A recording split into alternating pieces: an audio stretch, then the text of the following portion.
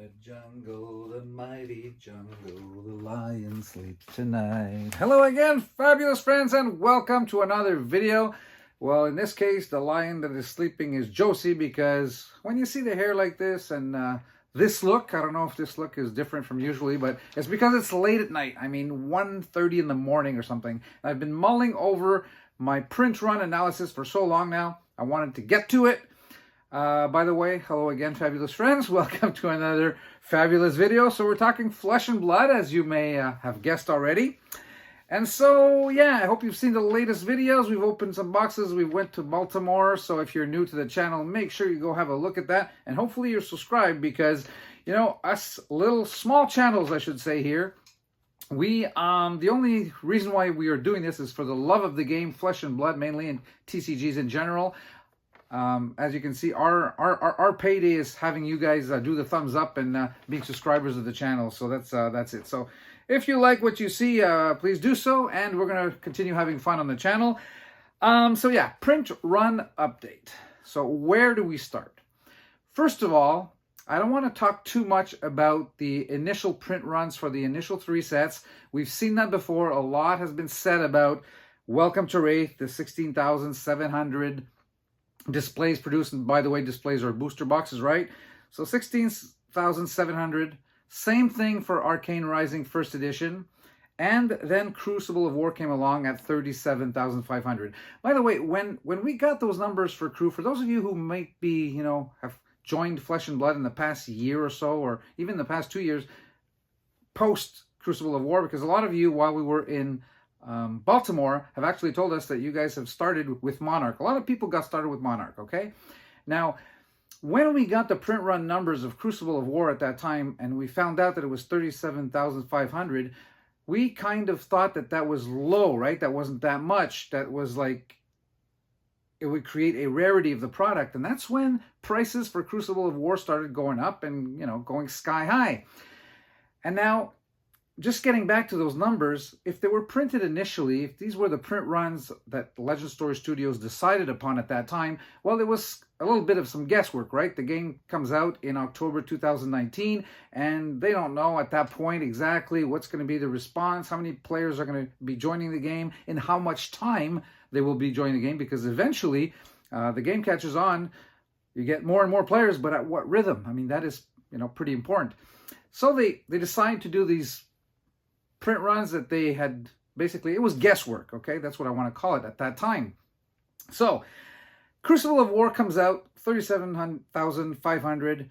As a community, we think that's not very much, with the game already having great success, and the prices start going up. A lot of people miss out on it, and that is why when Monarch comes out, I'm going to just fast forward ahead here, because before Monarch came out, we actually had Welcome to Rathe Unlimited come out in October 2020, and then just like a month later, November 2020, right away, Arcane Rising Unlimited, right? Those 2 sets came out back to back in the Unlimited version quite quickly, you know, right behind one each other. So I'm fast forwarding here to Monarch because I want to speak about the print run that everybody was saying was probably way too much, because remember, this is what happened. People had missed out on Crucible of War. Nobody wanted to miss out on Monarch, because don't forget here, you have not only players, you have collectors and investors alike that are saying to themselves, I'm not going to miss out on Monarch. So what happened is that prices really skyrocketed. If you were in Flesh and Blood at that time, you'll remember that. If not, let me just tell you, they did skyrocket to $600 US per first edition Monarch booster box. Now that is crazy. So there was hoarding going on. Every LGS was getting their products pre-ordered. Everybody wanted the product, and yeah, that was it. But shortly after, when people started flipping the product and just reselling it, and we ended up being also in a period of time where everything started, you know, I wouldn't say collapsing, but, you know, whether you're talking stock market or other investment strategies out there, Bitcoin and so on and so forth, when things went sour a little bit, people started flipping and everybody was selling it, and there was so much selling going on that the prices dropped plummeted, and a lot of people got caught selling 1/3 of the price their Monarch First Edition booster boxes that they had paid for $600. So, you know, that's when everybody was starting to say, okay, that's because there's overprinting. It was not overprinting. We just found that out, and that's what I wanted to get to here. Monarch First Edition was printed at 125,000 booster boxes. Now that is way, way less. And now I'm going back to Welcome to Rathe. I know that's Unlimited, but Welcome to Rathe Unlimited was printed at 248,000 displays. And a month later, Arcane Rising, 179,000 booster boxes. Now that is interesting too, but I'll get back to that. Okay, so back to my Monarch story. So although we thought that was so much at the time, it was not, right? And a big number at the time always depends on how many players are out there. So they were thinking 125, Legend Store Studios that is, 125,000 for first edition Monarch is what we think, they thought, is the best number. And us as a community, not knowing a lot of the information here, we thought that was probably way too much, but it turns out that it wasn't, and it wasn't for another very important reason. Remember what is coming out pretty soon? Dusk Till Dawn, okay? And that is revisiting Monarch. So we're revisiting War of the Monarch. Sealed will be played when Dusk Till Dawn comes out with the Monarch set, right? Dusk Till Dawn is a supplemental set, so it is not a, you know, something new out there completely, like a standalone set that we call them. So there you go. They probably, I think LSS probably knew that that was coming, right, at that time. But that is why, by the way, we do not yet have a print run for Monarch Unlimited. We don't know what that number will be. And that number might be quite large, actually, because of what's coming, right? The drafting will be going on.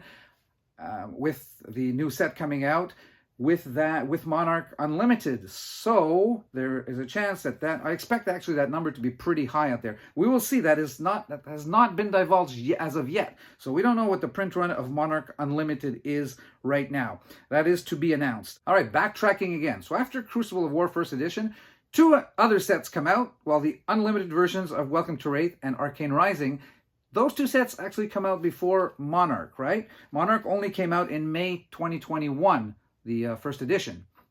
Whereas, like I mentioned before, the Arcane Rising Welcome to Rathe, they were at the very end of 2020. All right, so what's interesting, though, what I wanted to mention is, I touched upon it, 248,000 booster boxes of Welcome to Rathe produced, compared to 169,000 of Arcane Rising. Yet, Arcane Rising, for whether it's collectors, investors, players, Arcane Rising is by far the favorite set of those 2, right? And yet there were 69,000 a total, even if you add up the first editions and the unlimited of those 2 products. It turns out that there's 69,000 difference in booster boxes, the amount, the quantity. So it's not surprising that, given that it's the favored set, on top of the fact that it has less production to it, the smaller print run, it's not surprising that nowadays there's like $40, $50 difference between a box of Welcome to Rathe and Arcane Rising. Arcane Rising price has gone up crazy lately, and like I mentioned in a last video, I believe we're very, very close to the point where it will have doubled. Arcane Rising will have doubled in price since the beginning. It's out of print now. The first 6 sets actually are out of print. They even mentioned that not only are they out of print and out in circulation at the distributors level, but even the distributors hardly have any of that product left. Maybe even more Welcome to Rathe than Arcane Rising. I heard there's very little Arcane Rising circulating anymore at the distributor level. So it's whatever there is in stores, if there is still in stores of that product. So there you go. If you've just joined the game and you want to have a little bit of each product, you know, you're a collector since the beginning, make sure that you don't miss out here on getting Arcane Rising. And I'm not talking about the first edition here. I'm actually talking about the unlimited version. Even that will be tough to get pretty soon. Okay, so there you go. I found that curious that there was that much difference, and I still wonder why. I can't explain why they cut that much. I suppose Welcome to Rathe being the very first set of Legend Store Studios produced, it will always be their first set, so you don't want to miss out. You want to make sure enough is out there, enough has been produced, new players come, constantly joining the bandwagon, everybody coming on. They want to see what was the first set, and you have some WTR Unlimited out there available in a larger quantity than Arcane Rising is. So there you go for that. Another thing I wanted to touch upon is the fact that, interestingly enough, when you look at the total production of the products, the split with, they make a difference, they calculate, they give us the print runs for North America and ROW, which is rest of world, okay?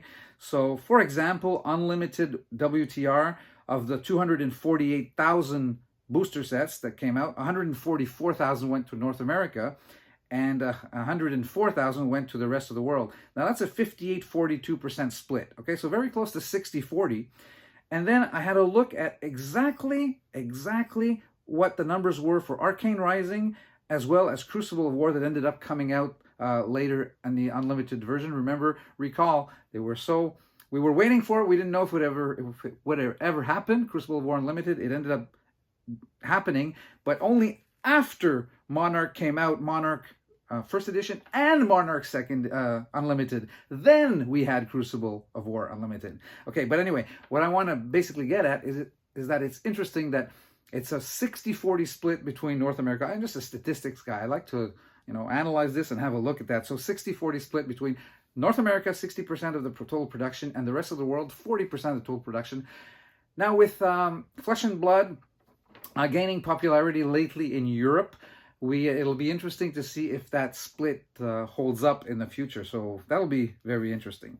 So there you go. So we have our first three sets. Then we have WTR, Arcane Rising, fourth and fifth position. Then in May 2021 we have our Monarch First Edition. September 2021 we have Everfest come out. Yeah, was that Everfest? Yeah, Everfest? No, sorry. It was Tales of Aria first and then Everfest, okay?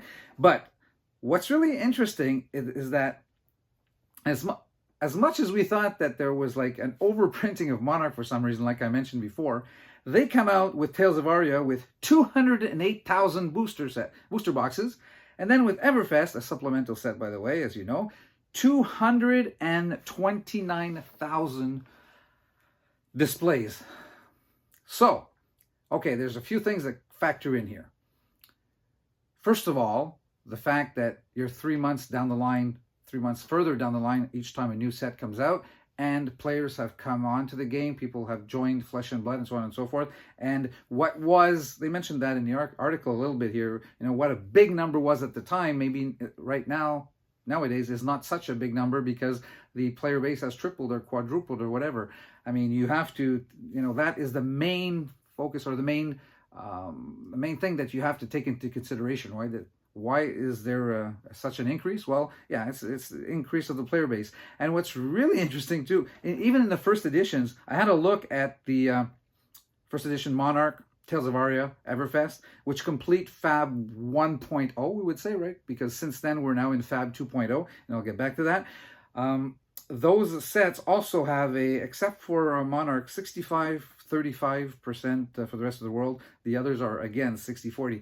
So we can see here that Legend Story Studios has really concentrated on a 60-40 split between North America and the rest of the world. Again, something interesting to be followed in the future, because we can see that will tell us about the development of the game on different continents, in different parts of the world. We'll be able to see how that evolves, and that's always interesting for a statistics guy like me. I like looking at that.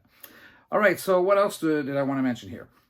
Yeah, so we do not yet, like I said before, have a number for Monarch Unlimited, a number that I expect to be quite high because of the relationship, the need that we have for those cards because of the next set coming up, Dusk Till Dawn. That is to be announced. We do not have the print runs of Monarch or Tales of Aria or Everfest and the Unlimited editions. Okay, that's still to be determined. What we do have numbers for, I'm getting here to History Pack, not History Pack 1, right? So then, after all this, then we have the start of Fab 2.0, the first set being at Fab 2.0, Uprising, actually, Uprising, Dynasty, and Outsiders. We also had History Pack 1.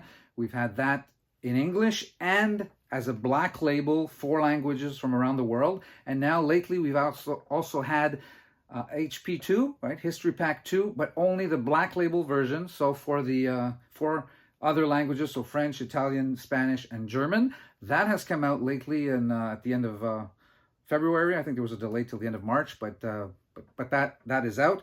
Now we do have print runs for History Pack 1, the black label version. They were saying this was just one print run. This was just one shot thing. It was going around the world and it was going to be, and that's interesting, 45,000, okay? And I believe out of that 45,000, you have 13,000 in French, in German, and in Spanish. So that's 13 times 3, that's 39,000. And the balance, the 6,000 to make up the 45,000 is Italian. So that's where you will have some people that are in Italy getting, you know, the fabled cards and seeing this is actually probably even rarer than your Heart of Fyandal in WTR Alpha, because there were only 6,000 boxes produced, and who knows, what is it, 1 every 80 boxes about you get, we're guessing here, that you get, that you have a chance to pick up each individually, each fabled individually. So 45,000, and that was a one-shot deal. That is out of, not only do we have the number, but that is also out of print, okay? Second, HP2, so History Pack 2, black bordered, they've already announced that that is also out of print. However, we do not have the amount. And because there was such a pretty, you know, I speak to the distributor here in Canada, and you know, we've had discussions with other people from the States, and because of they're not getting any, we're getting some here in Canada because of the French province Quebec. So the French version gets here, but the other black labels mostly stay obviously in Europe, you know, with Italy, Germany, and Spain, and so on and so forth, and France for the French, yeah. So so we do know that they did one print run. They're out of print. There's whatever is out there already. And however, we do not have the amount that they've produced, the actual number of the print run. So here I'm guessing, because of what happened with HP1, that the print run is going to be higher than the 45,000, but especially since, remember, I said before, the game has not necessarily, well, maybe even exploded, but in Europe, gotten much more popular than it was at the beginning. I mean, they've caught up here in North America pretty much, or in terms of numbers, I don't actually have those, but I mean, they've you know, caught up, did a lot of the catching up anyway. So here I'm expecting that the print run, which we don't have yet, should be around 75,000. That's what I'm thinking it will be by the end when we get there. So yeah. So a couple of things I want to comment on besides that whole issue of the print runs. It's very interesting to analyze these, have a look at them, talk about them, and what does it mean, and what does it mean to the prices, and what does it mean to the collectors, and for everyone. And so one of the comments has to do with Everfest. Okay, now Everfest, remember, they decided at one point that from now on, booster sets would eliminate the idea of the first edition and the unlimited, and it would just be the name of the product, right? Which I was very happy with. I mean, I even commented on that a year and a half back, how that would be great. That's the best way to do it, I think. Just don't have first edition unlimited. Everybody wants first edition, nobody wants unlimited. No. It's like, let's just have one product, and within the same product you can change and adjust cards. You can, within the same product, have cold foils and rainbow foils, and you know, there's different rarities, and for collectors, well, it's tougher to get them, and it's more fun to as you're opening booster boxes and looking for the cards you need or require, well, it creates something fun about it. So Unlimited Everfest never came out, okay, and now I don't know if it ever will, because they even have a star here, an asterisk, saying that Everfest Unlimited is yet to be released. Does that mean that tend towards the fact that it will be, but we don't know when, obviously? And so I've been thinking about that. You know, now Everfest has come out, like, when did that come out? It was basically a year ago. And so do we need Everfest Unlimited? considering that, I guess, after Tales of Aria, probably Everfest is the second least favorite of all the 9 sets, right? Yeah, Tales of Aria being, you know, the least valuable, it seems, anyway, out there in the market. And an Everfest, so, you know, not far behind. So do we need an Everfest Unlimited? Well, it was announced that they might, we don't even know if they've done the print run, right? Maybe they had a hold on that and waited, and now they actually would have to do the print run if they wanted to come out with Unlimited. We don't know that. But if it is printed, well, maybe they will come out and just decide that not the whole print run comes out because there was too many and we don't need that many, or maybe we will need that many in the future because, you know, more players and so on and so forth, like I was mentioning, and they're just holding on to that until that time comes. I don't know. But if I were them, I would tend to favor coming out with the unlimited version of Everfest, the very last set to have an unlimited version. However, I would make it special. I would make sure that the print run is a small print run, low print run. So collectors, people that are collecting the game and are investing in the game, or because players obviously have it through the first edition easily anyway. And but if you're a collector and you want to have both, then that would create a little bit of a rarity for the product, even though it is unlimited. And Legend Story Studios would have their you know, they would have their release of a product that they were intending on releasing anyway, and it wouldn't overflow the market because of the fact that they would have a print run that's limited. Okay, a little bit like what they're doing with the Black Labels, but obviously it would still require bigger numbers than Black Label that I was mentioning before. You know, way more than 45,000. But you know, I wouldn't make it a huge print run. But I mean, they know their numbers, they know what they would need. But just the concept of having a smaller print run than perhaps was scheduled or was intended in the beginning is what I would go for.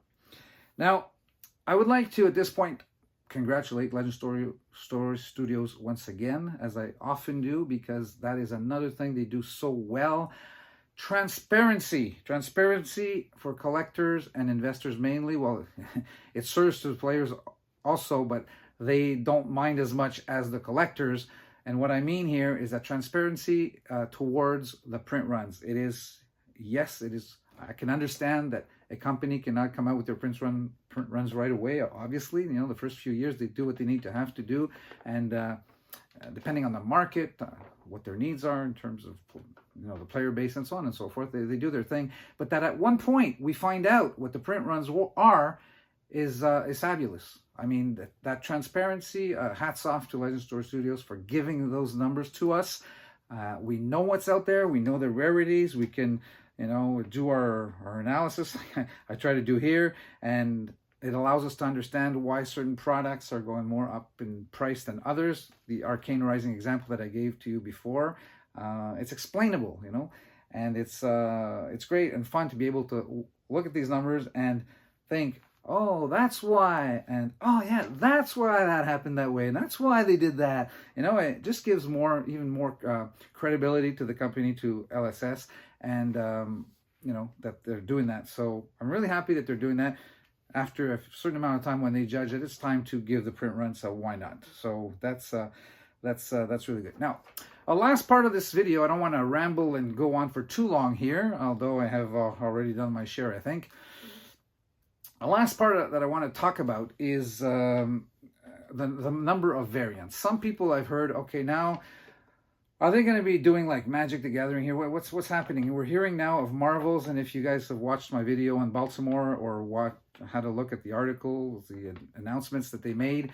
So now we're going to have 10 cards of Prism and Chain, I believe. There's going to be like 10 cards of each. In the new set that are going to be serialized, that are hand-drawn, sketched by the artists and signed and serialized and so on and so forth. And there was already the Marvels, and that's extra cards to collect. Now there's sets with 8 Marvels. We had a Dynasty that had, I think, 15 Marvels or something around there. So now, you know, when is it going to stop? When are Legend Story Studios, are they going to be doing the same thing and creating a variety of products? And what I can tell you is that I think that they've reached the limit of that, but, well, before I get to the but, let me just say, I have no problem with that as long as they don't intend on doing too much of that, because as you're entering in your collection, you know, you're entering, okay, this version, the non-foil version, the rainbow foil version, the cold foil version, the Marvel version, and a serialized version. Well, very few people in the world will have the serialized. They're going to be like super rare and be worth like $50,000 and right off the bat. But yeah, okay, it's good the way it is, but it's the reason why it is okay and it is good is that you get those cards through the same product. You have one product, one booster box that comes out, and you buy the product, and it is possible, whatever the reason why you are buying them, to play with the cards or collect them or invest in them, whatever your reason, you can pick those up in the same booster box. So they're not creating a different product and saying, well, in this type of booster box, you can pick up the Marvels, and you can only get the Marvels in this other product. And you can understand that I'm comparing that to, you know, with Magic. Bundles, collector boosters, set boosters, and they always arrange at certain cards of the set. If you want to have the whole set, you basically have to buy all the products, because there are certain cards that are not in certain boxes and certain booster boxes. I mean, it's a mess. Now, yes, Legend Store Studios is creating a few different versions of each card, but they're doing it by selling us just one booster box, and everything is that in that same one booster box. So that's why it is not a problem. They're doing it right. They're doing it fine. I love the way they're doing it, but I would not overdo it. I think that by now, with cold foils, rainbow foils, like I was mentioning before, Marvels, and now maybe serialized cards, I think they've reached pretty much the limit. I wouldn't want there to be a few other variants of each card. I think that would be too much. All right, so that's my opinion with respect to that. A little bit of analysis. I thought we'd have fun with the print run update they did recently. You can go have a look at it in detail if you wish. The article was came out anyway, on the 14th of April, so about a month back, and you'll be able to see that if you want to do your own analysis or have a look at everything I was talking to you about here. And yeah, so hopefully you guys you know, learn something a little bit about what's going on if you hadn't had a chance to go there. And as you can see, I like to do these little have fun with these numbers. I'm a numbers guy. It was always the only subject, well, the main subject that I liked in school was math. You know, still like that. Anyway, so make sure you give us your feedback through comments below. Tell me what you think about the print runs. Tell me what you think of the opinion here I've just given you about the different varieties of products, different how many variants of each product they're coming out with, and the fact that it's in the same box. Is that okay with you? And any other comment that you may have related to what we've talked about today, or any other subject, whatever you want to comment on. Don't forget the thumbs up if you've liked the video today. And like I said at the beginning, please do subscribe. It is our way of knowing that you guys appreciate these videos and that you guys want us to keep talking about Flesh and Blood and other TCGs. By the way, very little from now on other TCGs on this channel. I'm going to basically be 90% Flesh and Blood. Not much. New CCG comes out, maybe I'll talk about it a little bit, and so on and so forth. But this is the Fabulous channel, so it is a Flesh and Blood channel. So if you are a Flesh and Blood player, this is definitely a channel that you need to be watching, because we're going to try to cover as many, you know, topics and aspects of what's going on with the Flesh and Blood community around the world. Covering events like we've done, like we did, Josie and I, in Baltimore. We had a lot of fun doing it, and experience to be repeated, that is for sure. All right, so until our next video, you guys make sure you stay safe out there. I'm Mark. It was nice talking to you, having you along, and help the others around you stay safe, and we'll see you next time. Bye-bye for now.